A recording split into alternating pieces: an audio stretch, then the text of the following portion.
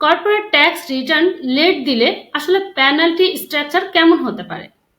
ধন্যবাদ উদ্যোক্তা ভাই বন্ধু যিনি প্রশ্নটি করেছেন। Corporate tax file submission late বলতে দুই ধরনের লেট হতে পারে। আপনি ফাইলটি সাবমিট করেছেন লেটে, অথবা আপনার লাইবিলিটি ছিল, লাইবিলিটি পে করেছেন লেটে। এই দুই ধরনের লেট হতে পারে।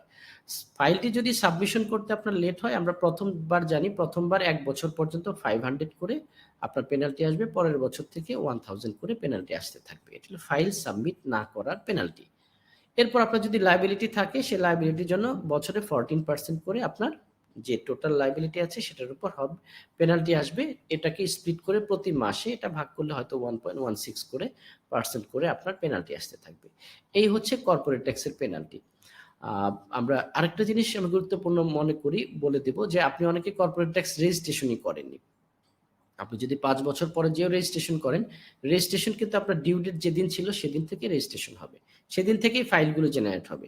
সেই ফাইলের যে আপনার যে পেনাল্টি বললাম, সেই পেনাল্টি কিন্তু সেদিন থেকেই ধরবে যেদিন থেকে ফাইল সাবমিশন ডেট আপনার হয়েছিল।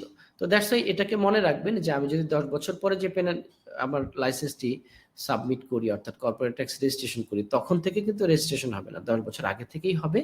এই জন্য যারা এখনো বসে আছেন বা এই ধরনের চিন্তায় যদি কেউ থেকে থাকেন যে কর্পোরেট ট্যাক্স আমি পরে করে নেব, তাহলে আপনারা কিন্তু বড় ধরনের একটি জটিলতার মধ্যে আছেন। আশা করি আমি বোঝাতে পেরেছি।